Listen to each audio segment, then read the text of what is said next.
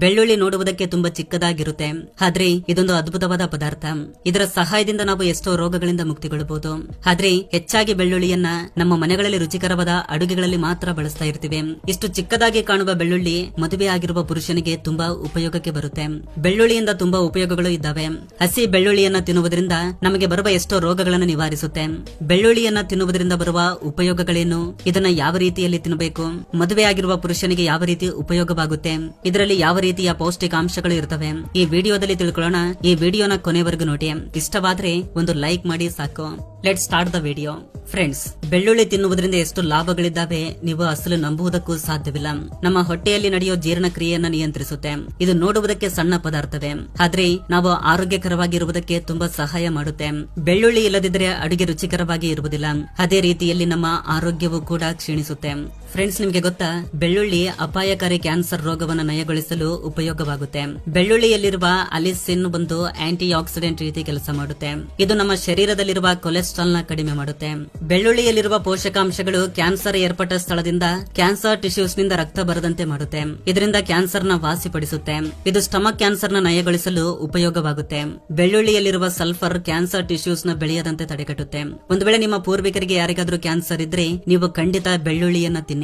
Cancer ವಂಶ ಪಾರಂಪರೆಯಿಂದ ಒಂದು ತಲೆಮಾರಿನಿಂದ ಇನ್ನೊಂದು ತಲೆಮಾರಿಗೆ ಸುಲಭವಾಗಿ ಸೋಂಕುತ್ತದೆ. ಈ ಕಾರಣದಿಂದ ನೀವು ಬೆಳ್ಳುಳ್ಳಿಯನ್ನ ತಿನ್ನೋದ್ರಿಂದ ಕ್ಯಾನ್ಸರ್ ನಂತಹ ಭಯಾನಕ ರೋಗವನ್ನ ತಡೆಗಟ್ಟಬಹುದು. ಆಕ್ಚುಲಿ ಬೆಳ್ಳುಳ್ಳಿ anti bacterial, anti viral agent ರೀತಿ ಕೆಲಸ ಮಾಡುತ್ತೆ. ಅದಕ್ಕೆ ಕೆಮ್ಮು ನೆಗಡಿ ಇರುವವರು ಕೂಡ ಬೆಳ್ಳುಳ್ಳಿಯನ್ನ ತಿಂದ್ರೆ ಕಡಿಮೆಯಾಗುತ್ತೆ. ಈ ಬೆಳ್ಳುಳ್ಳಿ ನಮ್ಮ ಶರೀರದ ಉಷ್ಣತೆಯನ್ನ ಹೆಚ್ಚಿಸುತ್ತೆ. ಇದರಿಂದ ನಮಗೆ ಬಂದಿರುವ ಕೆಮ್ಮು ನೆಗಡಿ ಕಡಿಮೆ ಆಗುತ್ತೆ. ಇದರ ಜೊತೆಗೆ ಆಸ್ತಮದಂತಹ ರೋಗಗಳಿದ್ರೂ ಕಡಿಮೆಯಾಗುತ್ತೆ. ನಮಗೇನಾದ್ರೂ ಅಲರ್ಜಿನಂತಹ ಕಾಯಿಲೆಗಳು ಬಂದಿದ್ರು ಕೂಡ ಈ ಬೆಳ್ಳುಳ್ಳಿ ಅದನ್ನ ಕಡಿಮೆ ಮಾಡುತ್ತೆ. ನಮ್ಮ ಶರೀರದಲ್ಲಿ ಅಲರ್ಜಿ ಏರ್ಪಟ್ಟಾಗ ಹೆಸ್ಟಮೈನ್ಸ್ ಅನ್ನೋ ಒಂದು ಕೆಮಿಕಲ್ ರಿಲೀಸ್ ಆಗುತ್ತೆ.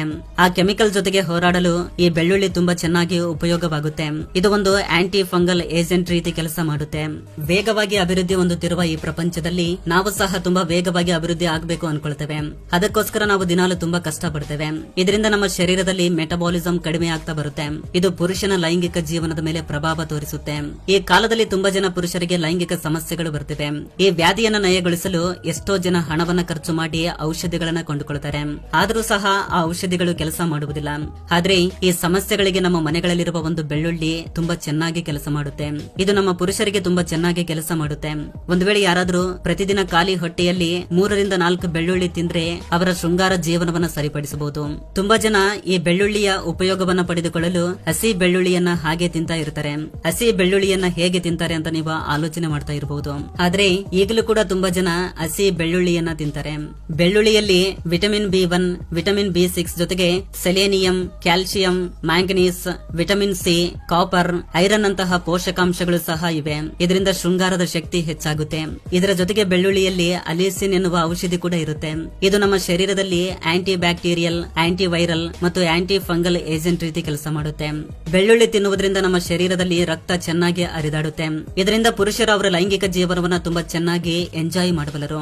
ಫ್ರೆಂಡ್ಸ್, ನಿಮಗೆ ಗೊತ್ತಿರುವವರಿಗೆ ಯಾರಿಗಾದ್ರೂ ಈ ಸಮಸ್ಯೆ ಇದ್ರೆ ಡೈಲಿ ಬೆಳಗ್ಗೆ ಖಾಲಿ ಹೊಟ್ಟೆಯಲ್ಲಿ ಬೆಳ್ಳುಳ್ಳಿ ತಿನ್ನಿ ಅಂತ ಹೇಳಿ. ಇದು ನಮ್ಮ ಹೃದಯಕ್ಕೂ ಸಹ ತುಂಬಾ ಉಪಯೋಗವಾಗುತ್ತೆ.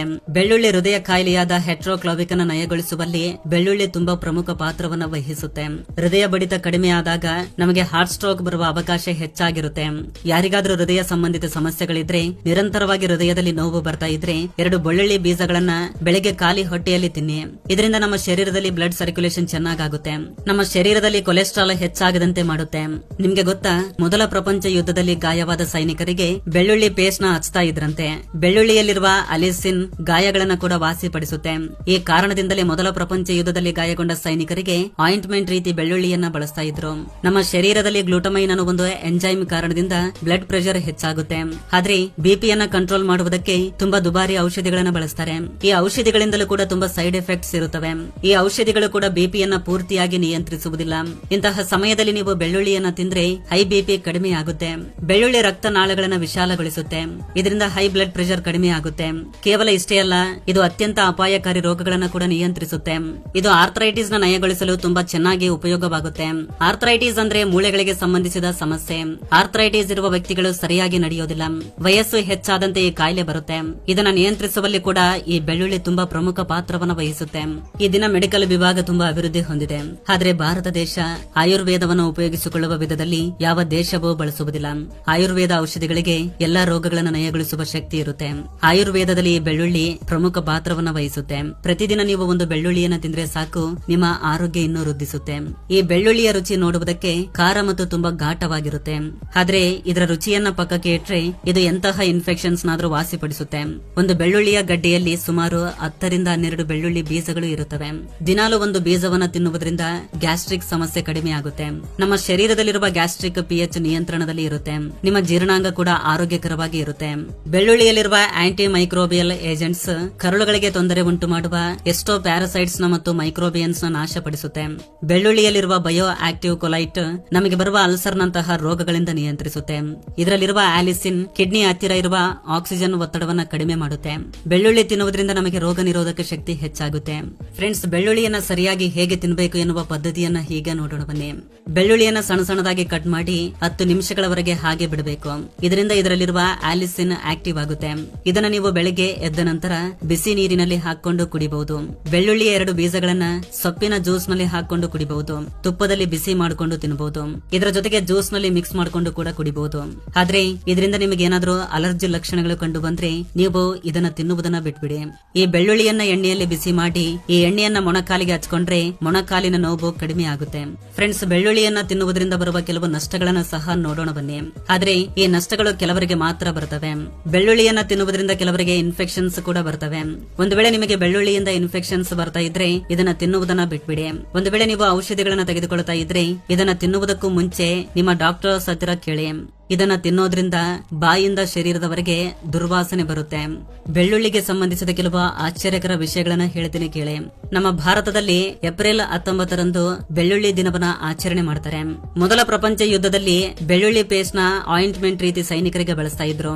ಇದನ್ನ ನಿಂಬೆಹಣ್ಣಿನ ರಸದಲ್ಲಿ ಬೆರೆಸಿ ಕ್ರಿಮಿ ಕೀಟಗಳು ಬರದಂತೆ ಮಾಡುತ್ತೆ. ಬೆಳ್ಳುಳ್ಳಿ ತಿನ್ನುವುದರಿಂದ ನಾಯಿಗಳಿಗೆ, ಬೆಕ್ಕುಗಳಿಗೆ ತುಂಬಾ ಅಪಾಯಕಾರಿ. ಇವು ಬೆಳ್ಳುಳ್ಳಿ ತಿನ್ನದಂತೆ ನೋಡ್ಕೊಳ್ಳಿ. ಪ್ರಾಚೀನ ಕಾಲದಲ್ಲಿ ಫಂಕ್ಷನ್ಸ್ ಗೆ ಹೋದಾಗ ಬೆಳ್ಳುಳ್ಳಿಯನ್ನ ಉಡುಗೊರೆಯಾಗಿ ಕೊಡ್ತಾ ಇದ್ರು. ಗ್ರೀಕ್ ಮತ್ತು ರೋಮನ್ ಸೈನಿಕರು ಯುದ್ಧ ಮಾಡ್ಲಿಕ್ಕೂ ಮುಂಚೆ ಬೆಳ್ಳುಳ್ಳಿಯನ್ನ ತಿಂತಾ ಇದ್ರಂತೆ. ಫ್ರೆಂಡ್ಸ್, ಈ ವಿಡಿಯೋ ಹೇಗಿದೆ ಅಂತ ನಿಮ್ಮ ಅಭಿಪ್ರಾಯವನ್ನ ಕೆಳಗಡೆ ಕಮೆಂಟ್ ಮಾಡಿ ತಿಳಿಸಿ.